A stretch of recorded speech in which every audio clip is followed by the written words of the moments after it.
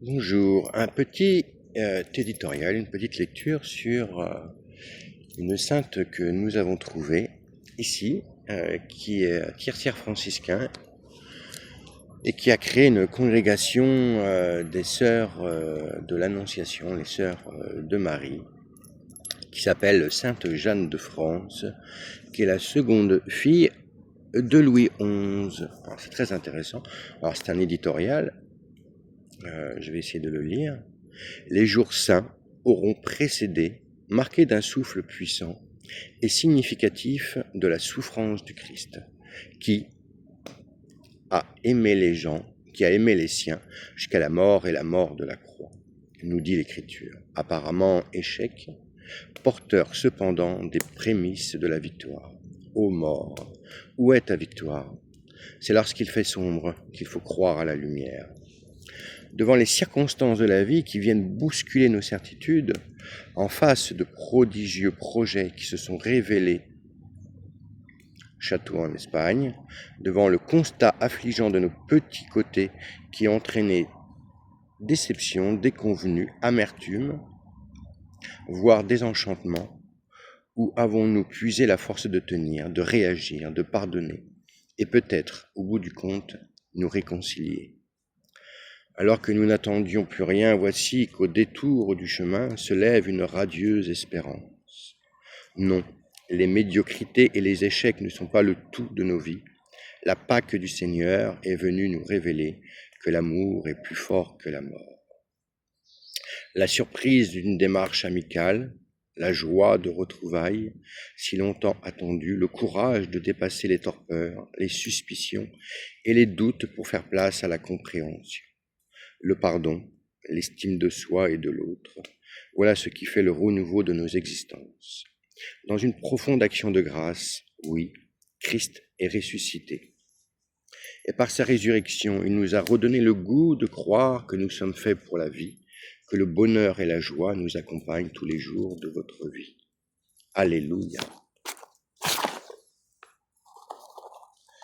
Petite page d'histoire. Il existe parmi les nombreux tableaux représentant Sainte Jeanne de France un tableau unique en son genre. Il est une véritable porte d'entrée dans la spiritualité de la sainte.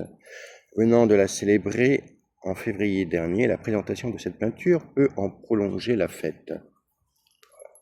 Ce tableau a été peint aux Pays-Bas méridionaux dans la seconde moitié du XVIe siècle. C'est une peinture à l'huile. Un seul exemplaire, il n'a pas fait l'objet de copies contrairement à d'autres tableaux représentant Sainte Jeanne.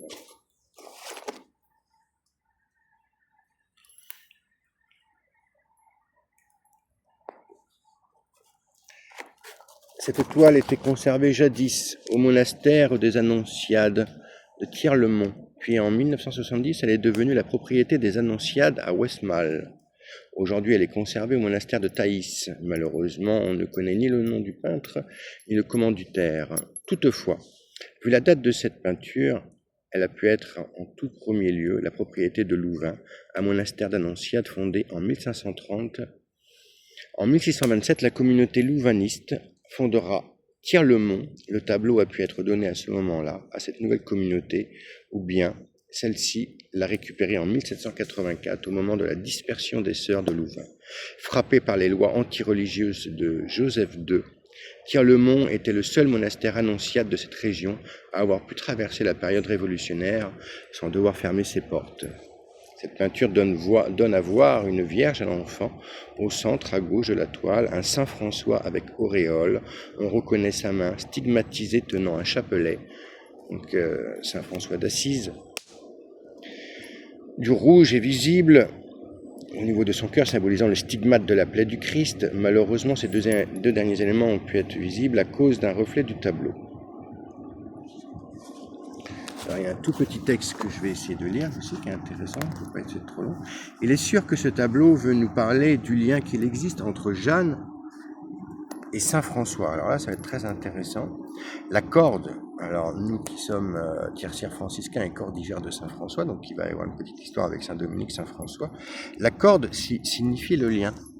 la corde de saint François.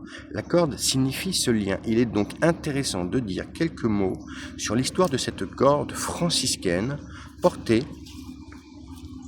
par des personnes laïques, donc comme nous-mêmes, car Jeanne, bien que représentée en annonciade, n'a jamais été religieuse. D'après l'article Ordre de la Cordelière, la cordelière franciscaine est apparue en Bretagne, c'est très intéressant, sous le règne du duc François Ier, en hommage à son saint patron François d'Assise, et resta en usage comme motif emblématique et décoratif jusqu'à la fin de la Maison de Bretagne. Elle décore les manuscrits, les écus, les intérieurs de tous les ducs et duchesses ultérieurs et symbolise leur attachement à l'ordre franciscain, dont les frères étaient appelés cordeliers du fait de la corde qui leur servait de ceinture. Dans ce même article, on apprend que la reine Anne de Bretagne, veuve en 1498 de Charles VIII, aurait fondé en cette année-là l'ordre de la Cordelière. Dans ses armoiries, on peut voir un cordon de soie blanche qui entoure l'écu, mais les nœuds de plein point des franciscains sont remplacés par des lacs d'amour. Cette cordelière au lac d'amour devint l'emblème de l'ordre. Pour les femmes veuves qui le rejoignaient, la cordelière était un ruban de soie noire entrelacé de 4 nœuds en 8. Cet ordre avait une devise « J'ai le corps délié », allusion au mot cordelière. Anne de Bretagne donna cette cordelière à ses dames d'honneur, les exhortant à vivre saintement.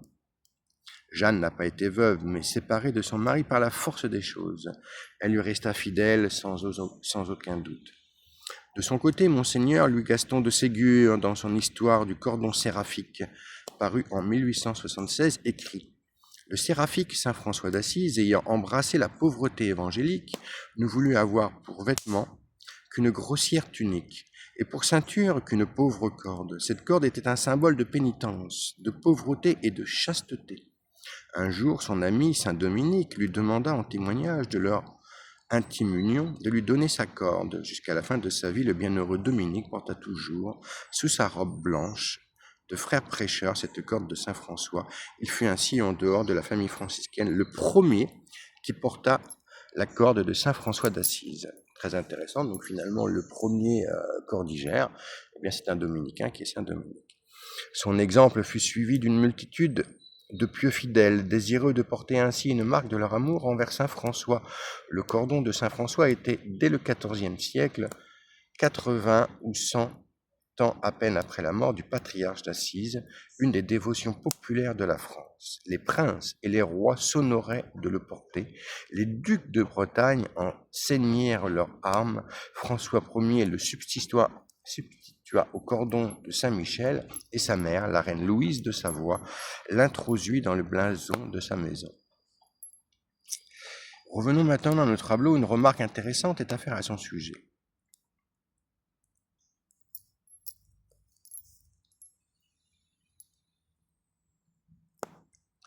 Quoi qu'il en soit, cette corde a quelque chose à voir avec Sainte Jeanne. En effet, car si elle n'a jamais porté l'habit de l'Annonciade, l'ordre religieux qu'elle a fondé, par contre, elle portait sur elle une petite corde, dite le cordon de saint François. C'est seulement à sa mort qu'on a découvert qu'elle le portait.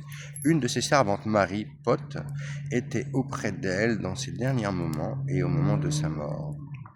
Elle a fait aussi partie de ces familières qui ont précédé à sa toilette mortuaire. Ce sont elles qui ont ainsi découvert sur son corps un cilice tenu par un cordon dit de saint François. Ce fait, connu grâce au Summarium en 1742, cette somme où sont rassemblées les enquêtes épiscopales en vue de la béatification et la canonisation de Jeanne, au passage où il est question des reliques conservées par les moniales de Bourges. Ainsi, lors de l'enquête de 1739, les moniales ont montré une grande boîte divisée en 6 compartiments carrés, couverte d'une grille en fer cuivré et d'une vitre. Dans 2 compartiments, on y trouve dans l'un une partie d'un cilice bienheureux Jeanne, d'une longueur de plus d'un demi-pied et d'une largeur de 6 travers de doigts. Elle y passe une corde de 3 cordelettes en forme de ceinture, ou cordon de saint François, longue d'environ 2 pieds. Ce morceau de cilice est plié en 2 et dessus on trouve une vignette en parchemin où il est écrit « Le cilice de la bienheureuse Jeanne de France » en caractère rouge très ancien. Il se peut que la dite corde servait à nouer ou à attacher la cilice. Alors là, il y a un petit texte moi, que j'aime beaucoup, beaucoup, beaucoup.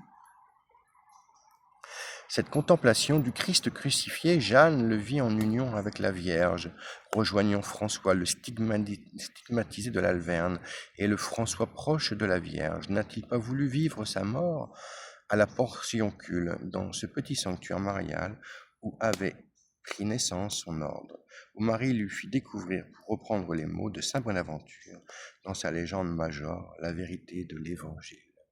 Alors là, il y a un magnifique petit texte, c'est sur le sens de l'humour, l'humour des saints, c'est très joli, je vais essayer de le lire aussi.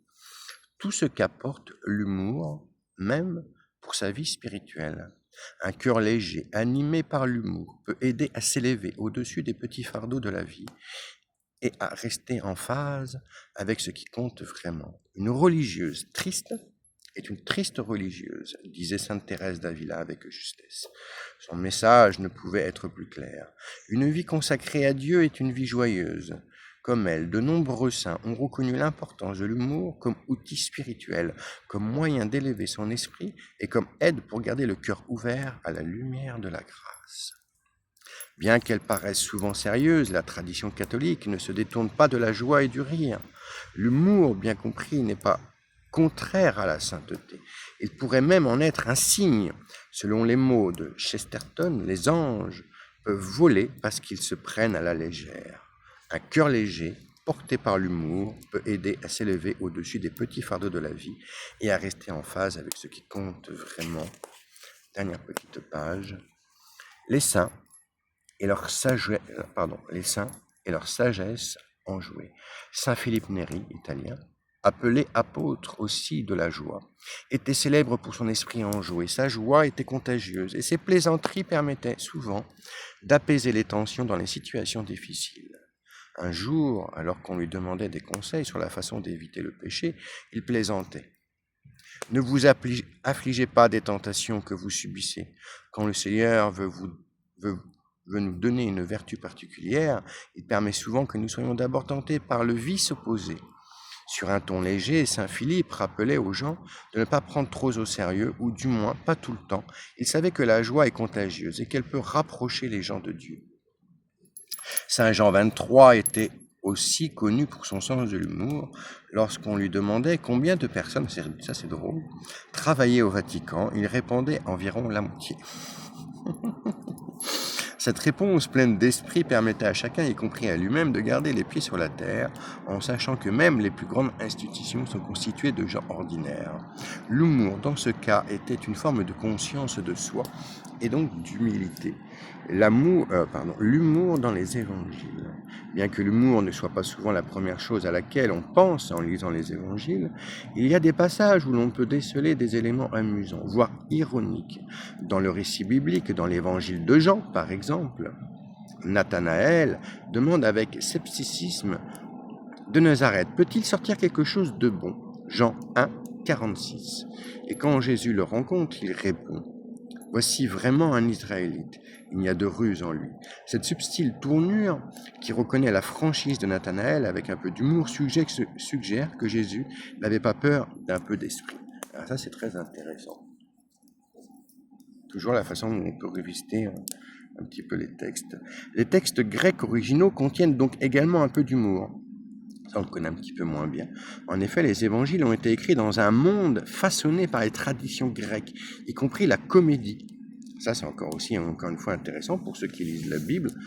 Dans l'Antiquité tardive, des personnages importants étaient parfois représentés de manière tragicomique, utilisant souvent l'ironie pour éclairer des vérités plus profondes, comme dans le cas de Socrate, par exemple.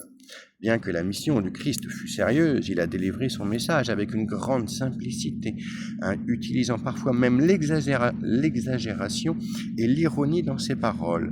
Pensez à l'histoire de la personne qui essaie d'enlever une écharde de l'œil de quelqu'un en ignorant la poutre qui est dans le sien. Matthieu 7, 3, 5. L'image peut sembler à la limite de l'absurde au premier abord, mais elle remplit son objectif avec une touche légèrement absurde et même humoristique. L'humour comme reflet donc de la joie divine. L'humour dans la vie spirituelle aide à s'orienter vers la joie, qui devrait caractériser une vie vécue en communion avec Dieu. Sainte Thérèse d'Avila, à l'exemple d'autres saints, révèle une tradition de vie joyeuse. Le rire, lorsqu'il est utilisé à bon escient, peut donc être un chemin vers la grâce. C'est aussi ce que disent les psaumes. Notre bouche était pleine de rire, nous poussions des cris de joie. Psaume 125, 2. Ainsi, même s'il n'y a pas de plaisanterie dans les pages de la Bible, il s'y trouve une joie profonde qui soutient le lecteur. Et parfois, dans les moments difficiles, un peu de rire peut être le moyen le plus direct de garder le cœur élevé vers le ciel. Sursum corda. Voilà, c'était un tout petit texte pour ce matin que nous avons trouvé et qui était intéressant. Un petit pub, voilà, message marial de l'Annonciale. Et je vous dis à bientôt. Merci, au revoir et un peu d'humour.